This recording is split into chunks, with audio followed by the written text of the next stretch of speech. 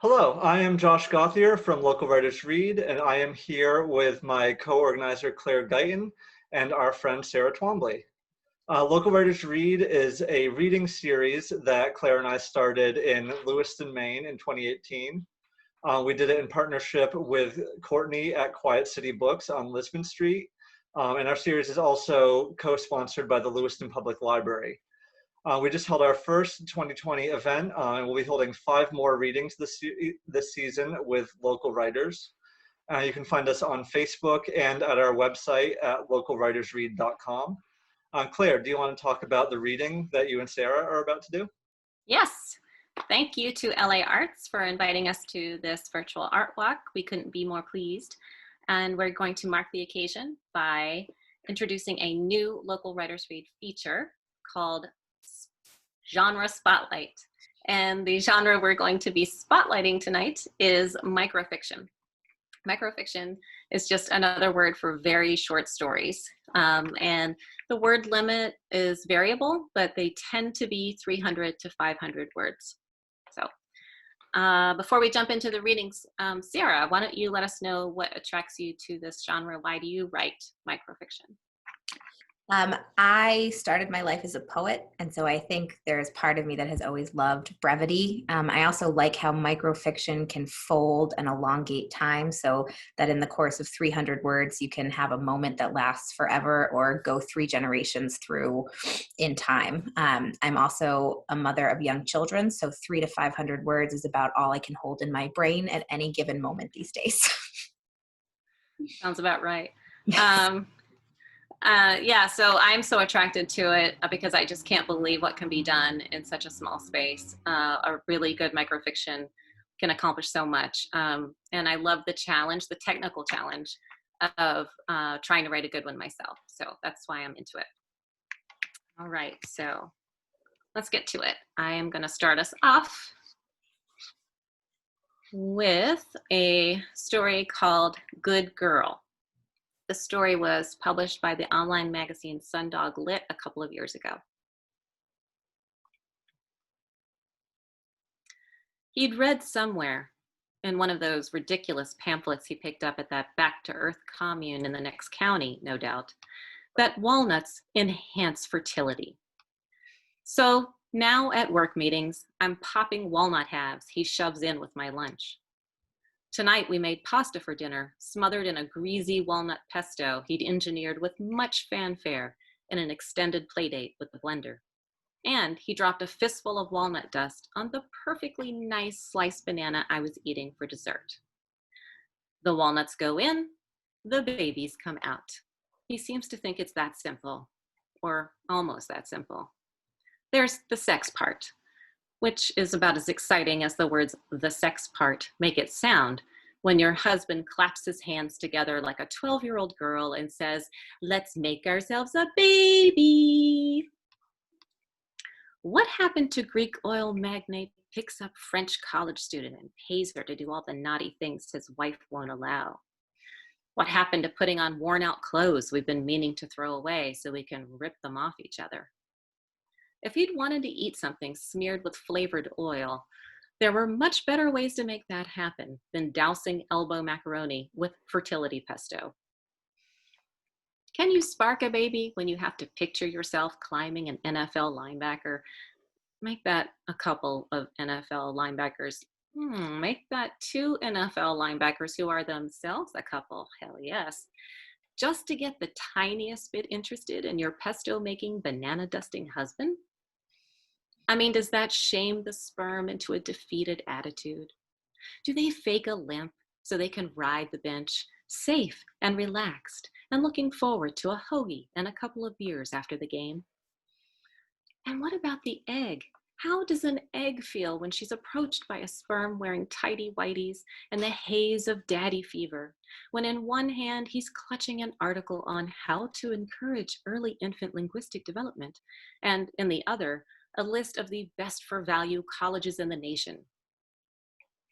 Should you want to spark a baby with a man who has left behind entirely the funny, sexy guy you married to become this fretful, forehead-creased accountant of passing days, the keeper of the calendar logging everything that happens between your legs, the mansplainer who intones the word menses when instructing you about your own goddamn cycle, who has forgotten entirely about your breasts, but could write an epic poem about your ovaries. Can I? Should I? These are the questions I ask myself as I keep my legs hoisted over my head, the better to encourage the nearsighted head-hanging sperm to stay on the right path, says the accountant. Can I? As he sits hunched next to me, staring anxiously at my belly, willing it to rise, as he wonders whether there might be a little clutter in my fallopian tubes. I have never been a tidy person. And ponders the position of my uterus. Have I ever considered the possibility that my uterus is tilted? Should I? As he says, "Oh, here," and deposits a couple of walnuts on the flat belly, says he candied them this afternoon for afters. "Good girl," I expect him to say as he offers me this treat. "Who's a good girl?" How do you consider a life-changing question while naked, sweaty, your legs dangling over your head, the unmistakable scent of unrequited linebacker love in the air? You don't. You don't. Not yet you don't. For now, you stick with what you know, however you learned it, however you got to this leg-dangling place. You scoop up the candied walnuts on your belly and eat them like the good girl you are. And you say, "No, I have not considered the possibility that my uterus is tilted. Maybe we should get that checked out." Who's a good girl? Who's a good girl, huh? Huh? Thank you for listening. Sarah, you are up. Thank you, Claire. This is a piece called Crush, and I wrote it while doing a lot of thinking about the invisible labor that women and mothers do. It's called Crush. Suddenly, he wanted to talk about the thing she didn't like to talk about, the thing she had always carried, lugged, really, ever surprised by the agonizing weight of a thing she could not name, a thing that had no shape to speak of other than a nebulous, shifting shimmer of air. He wanted to support her, to transfer some of the burden onto himself, but she didn't know how to explain to him exactly where it was or how to grab hold, and she wasn't sure the spindles of his legs could bear the weight. She had spent years carting it around, growing stronger as it grew larger until finally this year, this month, this minute, it surpassed her muscles' anatomical capacity to keep up, and it began to crush her. Millimeter by millimeter, she was beginning to shrink. He hadn't noticed, not yet, but tomorrow or the next day, when she could no longer reach the top shelf or pull her dresses off the hanging bar in their closet, which he had mounted too high after insisting on doing the renovation himself, or when those same dresses suddenly began to drag across the floor and the hum of her sewing machine filled the night, hemming and hemming and hemming, he would notice. And he did, but not her foreshortened arms or need for a stool. He noticed the day the brown bob of her head, which had for all 15 years of their marriage reached as high as his nostrils, filling them every time she came near with the cool tang of her peppermint shampoo. The moment she went up on her tiptoes and tilted her chin, and he tilted his, expecting a kiss, but instead there was nothing but air. No lips, no skin, no peppermint. Then he noticed, and he could hear it. And then he could hear it, the delicate whisper of her bones being crushed through breakfast, through dinner, as he lay in bed, clutching her hand and humming La Vie en Rose, the first song they had danced to at their wedding. He couldn't stop hearing it. Every day, she shrank a little more. And when she was so short she could no longer reach the bathroom sink, he grew desperate.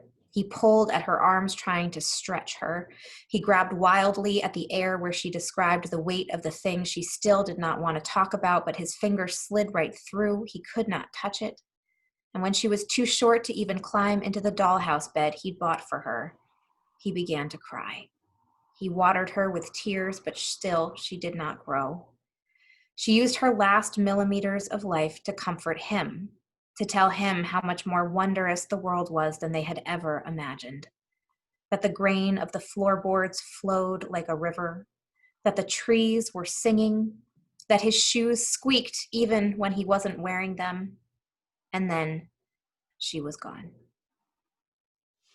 Thank you. Okay, thank you both. Those were those are just wonderful, and I think great examples of what you can do, like we said, in such a short span. I think as we wrap up this genre spotlight, do you have any recommendations for if people want to go out and find more short fiction? What would be a good starting point? I'm a huge fan of Smoke Long Quarterly. They have been around for over 15 years and publish just remarkable stuff across the board. They do. Yeah, I love Smoke Long as well. I think their word limit is 1,000 words, so they're one of the ones who considers it higher, and they may refer to it as flash. I don't know. Micro and flash can be sort of interchangeable. I would recommend the Best Small Fictions anthology. I've been buying that since that first came out a few years ago, and I mean it's just great. They pick up, you know, the best small fictions that were published in a year, and the vast majority of them, you know, come from literary magazines like Smoke Long. So that's what I most recommend if you want to learn more about the genre. Okay, and I think that wraps it up for us. We just want to say one more time, thank you to LA Arts for inviting us to participate. Thank you to everyone who tuned in, and we will be back next month with another genre spotlight. Thanks, guys. Bye.